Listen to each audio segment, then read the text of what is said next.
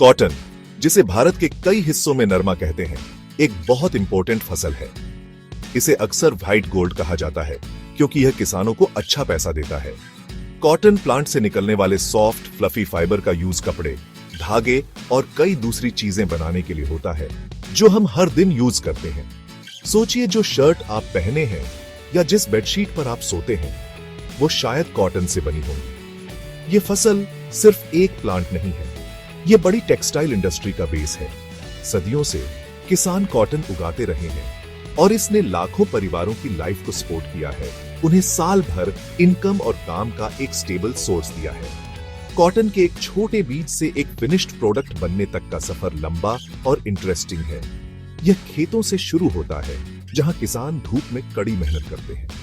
वे ध्यान से जमीन तैयार करते हैं, बीज बोते हैं और बढ़ते हुए छोटे प्लांट्स की देखभाल करते हैं। कॉटन प्लांट सुंदर फूल पैदा करता है, जो बाद में हरे बॉल्स में बदल जाते हैं। इन बॉल्स के अंदर कीमती कॉटन फाइबर बढ़ता है। जब तक वह हार्वेस्टिंग के लिए तैयार नहीं हो जाता, तब तक प्रोटेक्टेड रहता है। इस पूरे प्रोसेस में किसान से बहुत नॉलेज, पेशेंस और डेडिकेशन चाहिए। एक अच्छी पैदावार पाने और इस वैल्यूएबल फसल से प्रॉफिट कमाने के लिए हर स्टेप को सही से समझना बहुत जरूरी है। कॉटन उगाना दुनिया के कई रीजन्स में एक इंपॉर्टेंट एग्रीकल्चरल एक्टिविटी है, खासकर गर्म क्लाइमेट वाले देशों में। इंडिया, फॉर एग्जाम्पल, कॉटन के सबसे बड़े प्रोड्यूसर्स में से एक है। अलग अलग एरिया में अलग अलग तरह के कॉटन होते हैं, हर एक की अपनी स्पेशल क्वालिटीज होती हैं। कुछ अपने लंबे फाइबर्स के लिए फेमस हैं, जिनका यूज बहुत फाइन और सॉफ्ट फैब्रिक बनाने के लिए होता है। दूसरों के छोटे फाइबर्स होते हैं, जो स्ट्रॉन्गर, ज्यादा ड्यूरेबल मटेरियल बनाने के लिए सूटेबल होते हैं। कौन सा कॉटन उगाना है, ये लोकल मौसम, मिट्टी के टाइप और मार्केट में डिमांड पर डिपेंड करता है। किसानों को अपनी फार्मिंग को सक्सेसफुल बनाने के लिए इन सभी फैक्टर्स पर ध्यान देना चाहिए। ये गाइड किसानों को कॉटन फार्मिंग के बारे में सिंपल और कंप्लीट इंफॉर्मेशन देने के लिए डिजाइन की गई है। हम आपको जो कुछ भी जानने की जरूरत है, शुरू से आखिर तक सब कुछ कवर करेंगे। हम बात करेंगे कि कॉटन को किस तरह का मौसम और मिट्टी पसंद है। हम डिस्कस करेंगे कि सबसे अच्छे बीज कैसे चुनें और अपने खेत को कैसे तैयार करें। आप यह भी सीखेंगे कि प्लांट लगाने का सही टाइम क्या है, प्लांट्स को पानी कैसे दें, कौन से फर्टिलाइजर यूज करें और अपनी फसल को पेस्ट और बीमारियों से कैसे प्रोटेक्ट करें। इन सिंपल स्टेप्स को फॉलो करके कोई भी किसान अपनी कॉटन कल्टीवेशन को इंप्रूव कर सकता है और इस शानदार फसल से अपनी इनकम बढ़ा सकता है। कॉटन एक ऐसा प्लांट है जिसे गर्मी और धूप पसंद है। इसे सही से मैच्योर होने के लिए बहुत सारे धूप वाले दिनों के साथ एक लंबा ग्रोइंग सीजन चाहिए। कॉटन के अच्छे से बढ़ने के लिए आइडियल टेम्परेचर 21 से 30 डिग्री सेल्सियस के बीच होता है। जब प्लांट्स छोटे होते हैं तो उसे अच्छी बारिश चाहिए, लेकिन जब बॉल्स खुल रहे होते हैं तो उसे सूखा और धूप वाला मौसम चाहिए।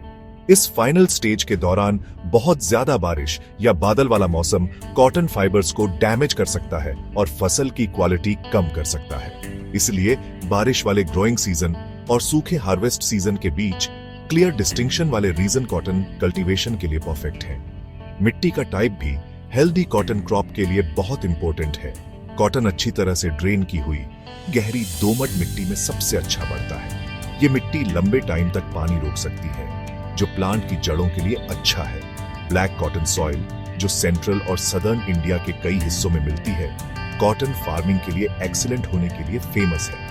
हालांकि कॉटन को रेतीली, दोमट और जलोढ़ मिट्टी में भी उगाया जा सकता है, बशर्ते उनमें अच्छी ड्रेनेज हो।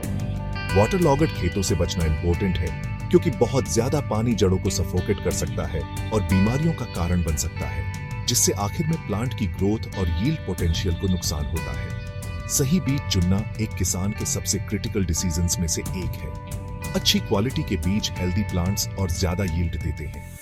किसानों को एक भरोसेमंद सोर्स से सर्टिफाइड बीज चुनने चाहिए। इन बीजों को अच्छी जर्मिनेशन, प्योरिटी और कॉमन बीमारियों के रेजिस्टेंस के लिए टेस्ट किया जाता है। कॉटन के कई वैरायटी के बीज अवेलेबल हैं, जिनमें हाइब्रिड और बीटी कॉटन टाइप शामिल है।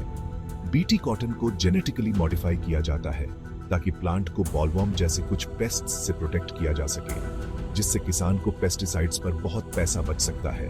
किसानों को ऐसी वैरायटी चुननी चाहिए जो उनके लोकल क्लाइमेट और सॉइल कंडीशंस के लिए अच्छी तरह से सूटेबल हो। एक बार जब आपके पास सही बीज हो जाए तो आपको अपने खेत को सही से तैयार करना चाहिए। मिट्टी को सॉफ्ट और लूज बनाने के लिए जमीन को 2 या 3 बार जोतने से शुरू करें। यह प्लांट की जड़ों को मिट्टी में गहराई तक बढ़ने में हेल्प करता है। जुताई के बाद खेत को लेवल करें ताकि इरिगेशन के दौरान पानी बराबर से डिस्ट्रीब्यूट हो। फुल जुताई से पहले मिट्टी में खेत की खाद या कंपोस्ट मिलाना भी एक अच्छी प्रैक्टिस है।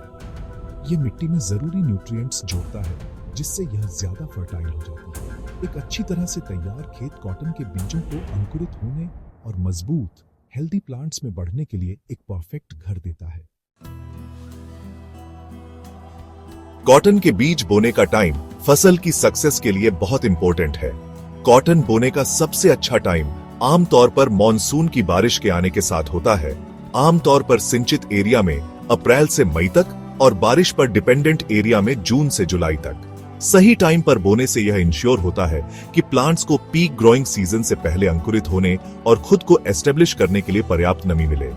अगर आप बहुत जल्दी बोते हैं तो छोटे प्लांट्स हाई टेम्परेचर से सफर कर सकते हैं। अगर आप बहुत देर से बोते हैं तो ग्रोइंग सीजन बॉल्स को सही से मैच्योर होने के लिए बहुत छोटा हो सकता है, जिससे कम यील्ड होती है।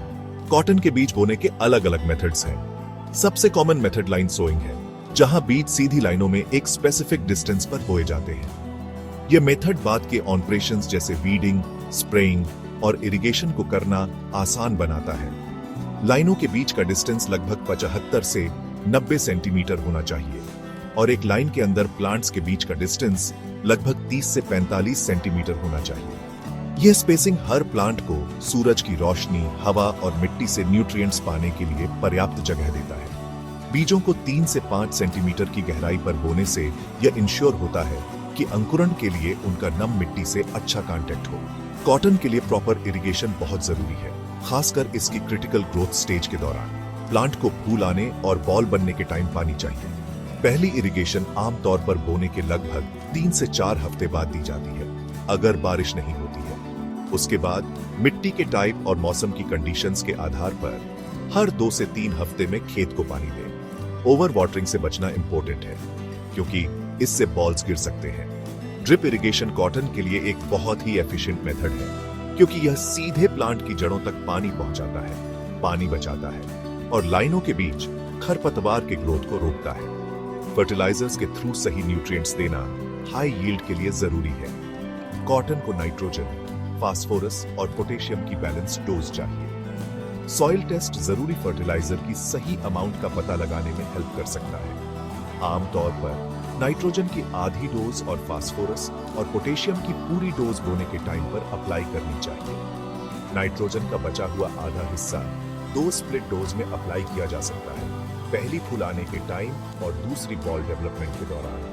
ये इंश्योर करता है कि प्लांट को अपने पूरे ग्रोथ साइकिल के दौरान न्यूट्रिएंट्स की एक कंटिन्यूअस सप्लाई मिले, जिससे ज्यादा और बड़े बॉल्स बनते हैं। कॉटन की फसल को पेस्ट और बीमारियों से प्रोटेक्ट करना किसानों के लिए एक बड़ा काम है। एफिड्स, जैसिड्स, व्हाइट फ्लाइज और बॉलवर्म्स जैसे कॉमन पेस्ट्स बहुत ज्यादा डैमेज कर सकते हैं। किसानों को किसी भी इन्फेस्टेशन के शुरुआती साइंस को स्पॉट करने के लिए अपने खेतों को रेगुलरली मॉनिटर करना चाहिए। बीटी कॉटन जैसी पेस्ट रेसिस्टेंट वैरायटीज का यूज बॉलवर्म्स की प्रॉब्लम को बहुत कम कर सकता है।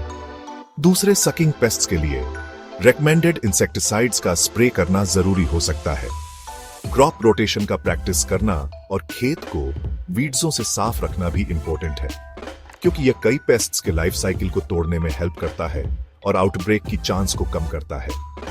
हार्वेस्टिंग या पिकिंग सबसे अच्छी क्वालिटी वाला कॉटन पाने के लिए सही टाइम पर की जानी चाहिए। कॉटन पिकिंग तब शुरू होनी चाहिए जब लगभग 40 से 50% बॉल्स पूरी तरह से खुल गए हों और फ्लफी हों। कॉटन को सुबह के घंटों में चुनना सबसे अच्छा होता है, जब हवा में कुछ नमी होती है, जो फाइबर को सूखने और भंगुर होने से रोकता है। पिकिंग मैन्युअली और ध्यान से की जानी चाहिए, यह इंश्योर करते हुए कि कोई सूखा पत्ता या दूसरा कचरा कॉटन में न मिले। आमतौर पर 15 से 20 दिनों के इंटरवल पर कई पिकिंग की जरूरत होती है, क्योंकि एक प्लांट पर सभी बॉल्स एक ही टाइम पर मैच्योर नहीं होते हैं। प्रोडक्शन और प्रॉफिट बढ़ाने के लिए किसान कई अच्छी प्रैक्टिसेस अपना सकते हैं। हाई यील्डिंग हाइब्रिड सीड्स का यूज पहला स्टेप है। प्लांट्स के बीच प्रॉपर स्पेसिंग यह इंश्योर करती है कि वे रिसोर्सेज के लिए एक दूसरे से कंपटीशन न करें। फर्टिलाइजर्स का बैलेंस्ड यूज और टाइम पर इरिगेशन अच्छी ग्रोथ के लिए नॉन नेगोशिएबल है। इफेक्टिव पेस्ट और वीड मैनेजमेंट फसल को डैमेज और नुकसान से बचाता है। इसके अलावा हार्वेस्टिंग के बाद कॉटन को कुछ दिनों के लिए धूप में सुखाना चाहिए और फिर एक साफ सूखी जगह पर स्टोर करना चाहिए। साफ ग्रेडेड कॉटन को मार्केट में सही टाइम पर बेचने से बेहतर प्राइस मिल सकता है। अगर सही से मैनेज किया जाए तो कॉटन फार्मिंग किसानों के लिए बहुत प्रॉफिटेबल हो सकती है। कॉटन की डिमांड हमेशा ज्यादा रहती है, चाहे वो डोमेस्टिक हो या इंटरनेशनल मार्केट में।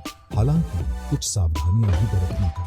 फसल मौसम के बदलावों के लिए सेंसिटिव है और हार्वेस्ट के दौरान अचानक ओलावृष्टि या भारी बारिश प्रोग्राम्स को प्रभावित कर सकती है। पेस्ट और बीमारियों की टाइम पर कंट्रोल न होने पर बड़ा नुकसान कर सकती है। बीज, फर्टिलाइजर और पेस्टिसाइड्स जैसे इनपुट्स की कॉस्ट ज्यादा हो सकती है। इसलिए किसानों को अपनी फाइनेंस के साथ काम करना चाहिए। एक्सपर्ट्स की सलाह लेनी चाहिए और अनएक्सपेक्टेड रिस्क से खुद को प्रोटेक्ट करने के लिए क्रॉप इंश्योरेंस पर विचार। चावल इंडिया में सिर्फ एक फसल से कहीं ज्यादा है। यह लाखों लोगों के लिए जीने का एक तरीका है। यह हमारे देश की फूड सिक्योरिटी और एग्रीकल्चरल इकोनॉमी की रीढ़ है। अनगिनत परिवारों के लिए चावल लगाने और काटने का चक्र सीजन्स के गुजरने और उनकी आजीविका को बनाए रखने का प्रतीक है। यह मामूली अनाज, जिसे बिना छिलके के धान कहते हैं, हमारी कंट्री की आधी से ज्यादा आबादी का स्टेपल फूड है। नॉर्दर्न प्लेन्स से लेकर सदर्न कोस्ट तक हवा में लहराते हरे भरे धान के खेत इंडियन लैंडस्केप का एक जरूरी हिस्सा है।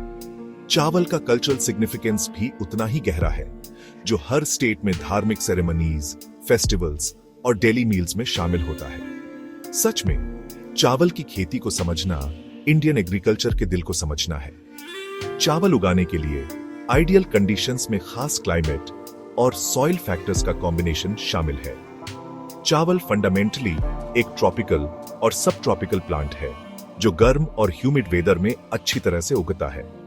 इसे हेल्दी ग्रोथ के लिए 21 से 37 डिग्री सेल्सियस तक के एवरेज टेम्परेचर की जरूरत होती है।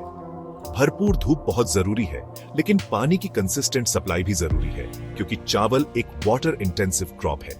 यही वजह है कि इंडिया में चावल की खेती के लिए मॉनसून सीजन बहुत जरूरी है।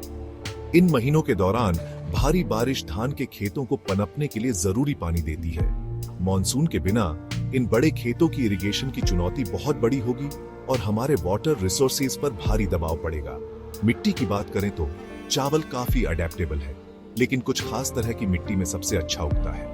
क्लेई लोम सॉइल को इसकी बेहतरीन वाटर रिटेंशन कैपेसिटी की वजह से सबसे सूटेबल माना जाता है। इस तरह की मिट्टी लंबे समय तक पानी रोक सकती है, जिससे फ्लडेड कंडीशंस बनती है, जो धान के पौधों को मजबूत होने के लिए जरूरी होती है। मिट्टी ऑर्गेनिक मैटर से भरपूर होनी चाहिए, ताकि बढ़ती फसल को जरूरी न्यूट्रिएंट्स मिल सके। मिट्टी का पीएच लेवल आइडियली 5.5 और 6.5 के बीच होना चाहिए, जो हल्का एसिडिक होता है। किसान अक्सर बुवाई से पहले अपनी मिट्टी की टेस्टिंग करते हैं, ताकि यह सुनिश्चित हो सके कि इसमें न्यूट्रिएंट्स और एसिडिटी का सही बैलेंस है। कभी कभी वे अपने कीमती बीजों के लिए परफेक्ट ब्रेड तैयार करने के लिए अमेंडमेंट्स भी मिलाते हैं। चावल का इंपॉर्टेंस डिनर प्लेट से कहीं ज्यादा है। इसकी खेती की पूरी प्रोसेस से बड़े पैमाने पर एम्प्लॉयमेंट अपॉर्चुनिटीज बनती है, खासकर रूरल एरियाज में। जमीन तैयार करने और बीज बोने से लेकर ब्रीडिंग, इरिगेशन और आखिर में हार्वेस्टिंग तक हर स्टेप में ह्यूमन लेबर की जरूरत होती है। कम्युनिटी का यह इन्वॉल्वमेंट सोशल बॉन्ड्स को मजबूत करता है और लोकल इकोनॉमीज को सपोर्ट करता है। इसके अलावा इंडिया चावल के वर्ल्ड के लीडिंग प्रोड्यूसर्स और एक्सपोर्टर्स में से एक है, जो कंट्री के लिए कीमती फॉरेन एक्सचेंज बनाता है। बासमती जैसी वैरायटीज अपने यूनिक एरोमा और लंबे दानों के लिए दुनिया भर में फेमस है, जिससे वे इंटरनेशनल मार्केट्स में एक कीमती कमोडिटी बन जाती है। इसलिए एक सक्सेसफुल चावल की हार्वेस्ट सिर्फ किसान के लिए ही नहीं, बल्कि पूरे देश के लिए एक जीत है। एक सक्सेसफुल चावल की फसल की जर्नी पहला बीज बोने से बहुत पहले ही शुरू हो जाती है। यह जमीन की सावधानी पूर्वक तैयारी से शुरू होती है। यह शुरुआती स्टेप बहुत जरूरी है, क्योंकि यह बीजों को अंकुरित होने और छोटे पौधों को मजबूत जड़ें बनाने के लिए परफेक्ट एनवायरनमेंट बनाता है। यह प्रोसेस आमतौर पर गर्मियों में खेत की 1 या 2 गहरी जुताई से शुरू होती है।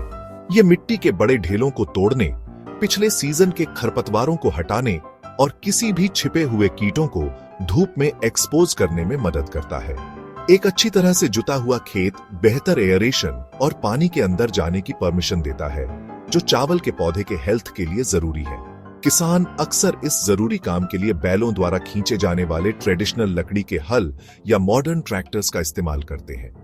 शुरुआती जुताई के बाद खेत को लेवल करना जरूरी होता है। चावल की खेती के लिए लेवलिंग बहुत जरूरी है, खासकर इरिगेटेड सिस्टम्स में, क्योंकि यह पूरे खेत में पानी का यूनिफॉर्म डिस्ट्रीब्यूशन सुनिश्चित करता है। एक अनइवन खेत में कुछ जगहों पर बहुत ज्यादा पानी होगा और कुछ जगहों पर बहुत कम, दोनों ही फसल को नुकसान पहुंचा सकते हैं। एक लेवल सतह पानी बचाने में मदद करती है और यह भी सुनिश्चित करती है कि फर्टिलाइजर और दूसरे न्यूट्रिएंट्स समान रूप से फैले, जिससे हर पौधे को पनपने का बराबर मौका मिले। किसान एक लकड़ी के तख्ते या ट्रैक्टर से खींचे जाने वाले लेजर गाइडेड लेवलर का इस्तेमाल करते हैं ताकि एक परफेक्टली फ्लैट सतह मिल सके। यह सावधानी पूर्वक तैयारी एक हेल्दी और यूनिफॉर्म क्रॉप स्टैंड के लिए स्टेज सेट करती है। सही बीज चुनना शायद एक किसान का सबसे जरूरी डिसीजन होता है। हाई क्वालिटी बीज एक अच्छी उपज की नींव होते हैं। किसानों को एक भरोसेमंद सोर्स जैसे कि एक गवर्नमेंट सीड एजेंसी या एक भरोसेमंद एग्रीकल्चरल कोऑपरेटिव से सर्टिफाइड बीज चुनने चाहिए। ये बीज एक हाई जर्मिनेशन रेट की गारंटी देते हैं, बीमारियों से फ्री होते हैं और लोकल क्लाइमेट और सॉइल कंडीशंस के लिए सूटेबल हाई यील्डिंग वैरायटी के होते हैं। कुछ पॉपुलर हाई यील्डिंग वैरायटीज में IR64, स्वर्णा और पूसा बासमती 1121 शामिल हैं। बुवाई से पहले बीजों को एक फंगिसाइड और एक बैक्टीरियासाइड से ट्रीट करना भी समझदारी है, ताकि छोटे पौधों को शुरुआती वल्नरेबल स्टेज में उन पर हमला करने वाली आम बीमारियों से बचाया जा सके। एक बार जब जमीन तैयार हो जाती है और बीज चुन लिए जाते हैं, तो अगला कदम बुवाई है। इंडिया में चावल बोने के 2 प्राइमरी मेथड्स हैं, ट्रांसप्लांटिंग और डायरेक्ट सीडिंग।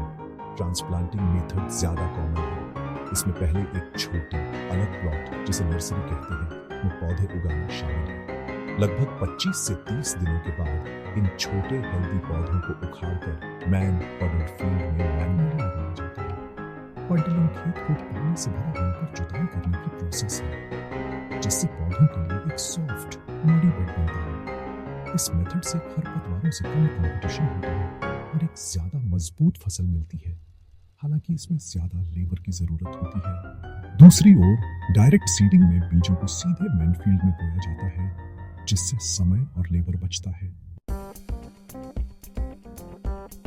पानी और न्यूट्रिएंट्स का सही मैनेजमेंट एक हेल्दी चावल की फसल को एक छोटे पौधे से अनाज से लदे एक मैच्योर प्लांट तक पालने की कुंजी है। चावल एक प्यासी फसल है और खेत में सही पानी का लेवल बनाए रखना उसकी ग्रोथ साइकिल के दौरान जरूरी है।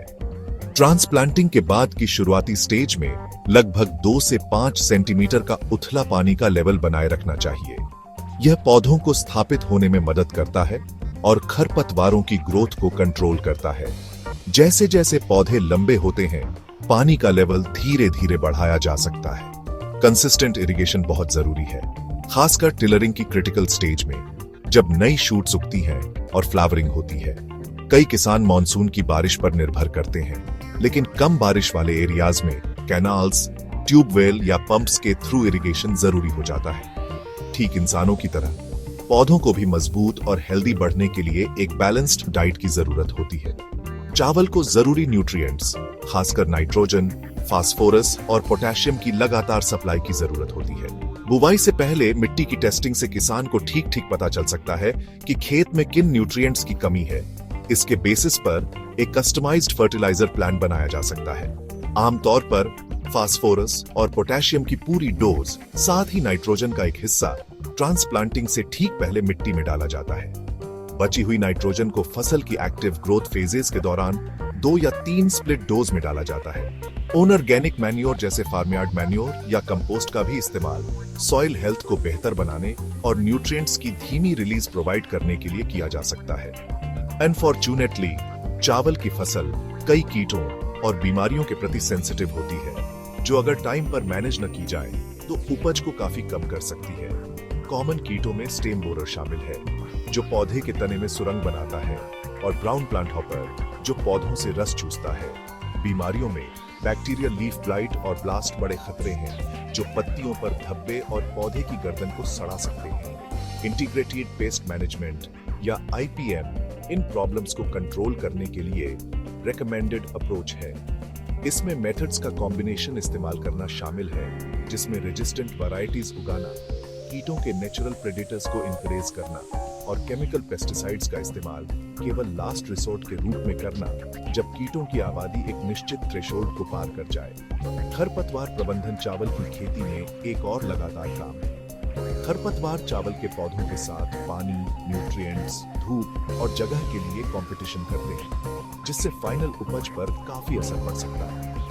ट्रांसप्लांटेड चावल में खेत की शुरुआती बाढ़ कई खरपतवारों को दबाने में मदद करती है। हालांकि कुछ फिर भी उगने में कामयाब हो जाते हैं और उन्हें हटाना पड़ता है। यह मैन्युअली हाथ से किया जा सकता है, जो इफेक्टिव है, लेकिन इसमें बहुत लेबर लगता है। दूसरा ऑप्शन मैकेनिकल वीडर्स का इस्तेमाल करना है, जिन्हें पौधों की पंक्तियों के बीच धकेला जा सकता है। हर्बिसाइड्स के इस्तेमाल से केमिकल कंट्रोल भी कॉमन है। हर्बिसाइड्स को सावधानी से चुनना चाहिए और सही समय पर और सही डोज में लगाना चाहिए, ताकि चावल की फसल को कोई नुकसान न हो। महीनों की कड़ी मेहनत और सावधानी पूर्वक देखभाल के बाद कटाई का समय आता है। यह वह पल है जिसका किसान इंतजार कर रहा होता है, जब उनकी मेहनत का फल आखिरकार इकट्ठा किया जा सकता है। मैक्सिमम उपज और अच्छी अनाज क्वालिटी सुनिश्चित करने के लिए कटाई का सही समय जानना बहुत जरूरी है। फसल कटाई के लिए तब तैयार होती है जब पेनिकल या फूलों के सिरों में दाने सुनहरे पीले रंग के हो जाते हैं और कठोर होते हैं।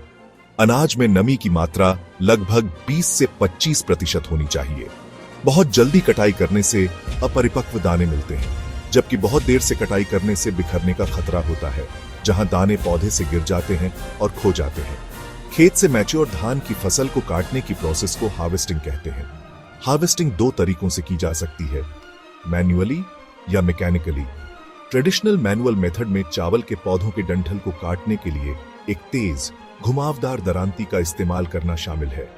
कटे हुए डंठलों को फिर बंडलों में बांध दिया जाता है और कुछ दिनों के लिए सूखने के लिए खेत में छोड़ दिया जाता है। जबकि यह मेथड बहुत कॉमन है, खासकर छोटे खेतों पर यह धीमा है और इसमें बहुत लेबर लगता है। मॉडर्न ऑल्टरनेटिव एक कंबाइन हार्वेस्टर नामक मशीन का इस्तेमाल करके मैकेनिकल हार्वेस्टिंग है। यह इनक्रेडिबल मशीन एक साथ कई काम करती है।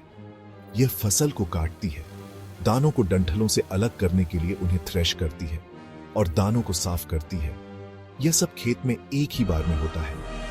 यह बहुत तेज और ज्यादा एफिशिएंट है, जिससे समय और लेबर कॉस्ट दोनों की बचत होती है। एक बार फसल की कटाई हो जाने के बाद अगला महत्वपूर्ण कदम थ्रेशिंग है, जिसके बाद सुखाना होता है। थ्रेशिंग चावल के दानों को बाकी पौधे या पुआल से अलग करने की प्रक्रिया है। यदि कंबाइन हार्वेस्टर का उपयोग नहीं किया गया था, तो यह कटाई किए गए डंठलों के बंडलों को एक कठोर सतह पर पीटकर या एक स्थिर थ्रेशर मशीन का उपयोग करके किया जाता है। थ्रेशिंग के बाद दानों को ठीक से सुखाने की आवश्यकता होती है। ताजे कटे हुए दानों में नमी की मात्रा अधिक होती है, जिससे भंडारण के दौरान खराब होने और फंगल ग्रोथ हो सकती है। दानों को एक साफ सूखी सतह पर, अक्सर एक आंगन या एक तिरपाल पर धूप में एक पतली परत में फैलाया जाता है। उन्हें समान रूप से सूखने के लिए नियमित रूप से पलटना पड़ता है, जब तक कि नमी की मात्रा लगभग 12 से 14% तक कम न हो जाए। आखिर में सूखे दानों को कीटों, नमी और कृंतकों से बचाने के लिए ठीक से स्टोर किया जाना चाहिए, जब तक कि उन्हें बेचा या इस्तेमाल न किया जाए। छोटे किसानों के लिए ट्रेडिशनल स्टोरेज मेथड्स में मिट्टी के बर्तन, बांस की संरचनाएं या बोरी के बैग का उपयोग करना शामिल है। यह सुनिश्चित करना महत्वपूर्ण है कि भंडारण क्षेत्र साफ, सूखा और अच्छी तरह हवादार हो। बोरी के बैग को लकड़ी के तख्तों पर ढेर किया जाना चाहिए, ताकि वे फर्श से नमी को अवशोषित न करें। बड़ी मात्रा में धातु के डिब्बे या सालों जैसी आधुनिक भंडारण संरचनाएं बेहतर सुरक्षा प्रदान करती हैं। उचित भंडारण नुकसान को रोकना और यह सुनिश्चित करने के लिए अंतिम महत्वपूर्ण कदम है कि किसान की कड़ी मेहनत से पैदा हुई हो जाने वाली वस्तुओं तक सुरक्षित और उच्च गुणवत्ता वाली बनी रहे।